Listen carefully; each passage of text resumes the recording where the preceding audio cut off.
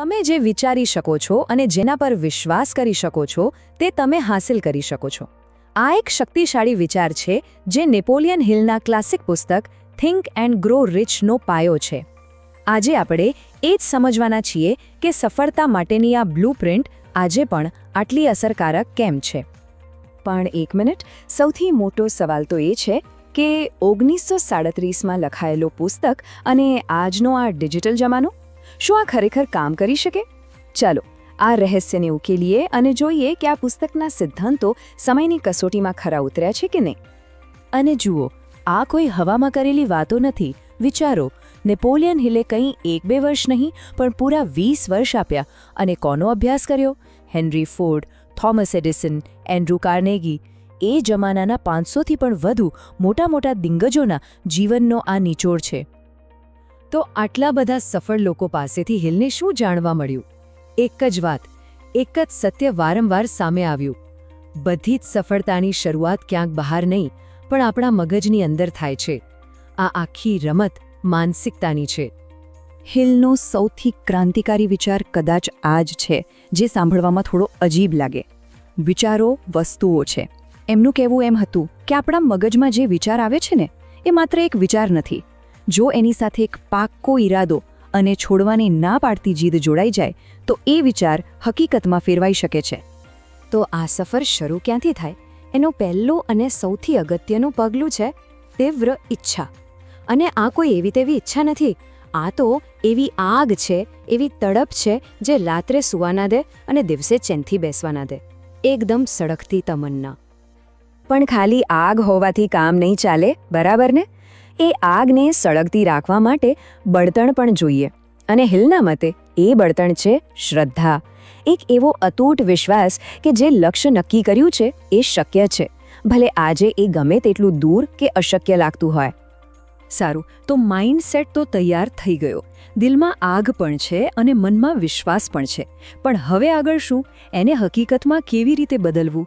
અને અહીંયા જ આ પુસ્તકની ખાસિયત છે. હિલ માત્ર મોટી વાતો નથી કરતા પણ એને પાર પાડવા માટે એકદમ practical step by step blueprint પણ આપે છે. તો આ રહી એ સફળતાની સિક્રેટ રેસિપી. 4 simple steps. પહેલું, જે પણ ધ્યેય છે એને હવામાં નહીં પણ કાગળ પર લખો, એકદમ સ્પષ્ટ. બીજું, એને કેવી રીતે હાંસલ કરશો એની એક પાક્કી યોજના બનાવો, ડેડલાઇન સાથે. ત્રીજું, રોજ પોતાની જાતને યાદ અપાવો, જેને સ્વયં સૂચન કહેવાય. અને ચોથું, એકલા ના ચાલો, પોતાના જેવા જ જુસ્સાવાળા લોકોનું એક માસ્ટરમાઇન્ડ ગ્રુપ બનાવો. હવે સવાલ એ થાય કે આ માસ્ટરમાઇન્ડ ગ્રુપ એટલે શું? બહુ સિમ્પલ છે. એવા લોકોનો સમૂહ જેમના સપના અને લક્ષ્યો આપણા જેવા જ છે. જ્યારે આવા લોકો ભેગા થાય છે ત્યારે વિચારોની આપ-લે થાય છે, નવા રસ્તાઓ મળે છે અને સૌથી મોટી વાત, એકબીજાને હિંમત અને સપોર્ટ મળે છે. વિચારો કે આપણી પાસે દુનિયાની સૌથી સારી યોજના છે, પણ જ્યાં સુધી એને અમલમાં મૂકવા માટે કોઈ એક્શન ના હોય ત્યાં સુધી એ માત્ર કાગળનો ટુકડો છે. આ યોજનાઓને ચલાવવા માટે એક શક્તિશાળી એન્જિનની જરૂર પડે છે. તો ચાલો હવે એ સિદ્ધાંતોને સમજીએ જે આ એન્જિનને સતત ચાલતું રાખે છે. આ એન્જિનની 2 સૌથી જરૂરી ચાવીઓ છે. પહેલી છે દ્રઢતા, એટલે કે ગમે તેટલી મુશ્કેલી આવે હાર નહીં માનવાની. નિષ્ફળતાને રસ્તાનો અંત નહીં પણ સફળતાની સીડીનું એક પગથિયું સમજવાનું.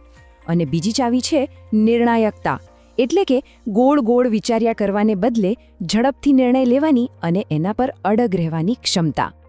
તો આપણે આખી બ્લુપ્રિન્ટ જોઈ. પણ સવાલ એ જ છે કે લગભગ 100 વર્ષ જૂનું આ પુસ્તક આજે પણ આટલું પ્રખ્યાત કેમ છે? ચાલો આ વાતને પૂરી કરતા પહેલા એની મજબૂત બાજુઓ અને એની પર થતી કેટલીક ટીકાઓ બંને પર એક નજર નાખી લઈએ. એક બાજુ એ વાત સાચી છે કે આ પુસ્તક લોકોની વિચારસરણી બદલવા માટે એક જબરદસ્ત માળખું પૂરું પાડે છે. પણ બીજી બાજુ કેટલાક લોકો એવું પણ માને છે કે આ પુસ્તકમાં વૈજ્ઞાનિક પુરાવાઓ કરતાં સફળ લોકોના કિસ્સાઓ પર વધુ ભાર મૂકવામાં આવ્યો છે.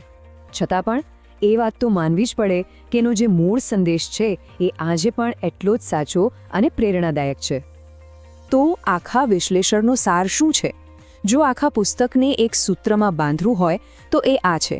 એક સળગતી તીવ્ર ઈચ્છા લો, એમાં અતૂટ શ્રદ્ધાનું બળતણ પૂરો, એને એક ચોક્કસ યોજનાનો રસ્તો બતાવો અને પછી દ્રઢતાથી એના પર ચાલતા રહો.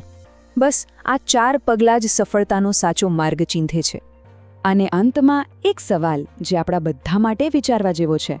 જો એ વાત સાચી હોય કે આપણા વિચારો જ આપણી દુનિયા બનાવે છે, તો પછી આપણે આપણા માટે કેવી દુનિયા, કેવી વાસ્તવિકતા ઘડવાનું પસંદ કરીશું? આનો જવાબ બીજા કોઈ પાસે નથી, આપણી અંદર જ છે.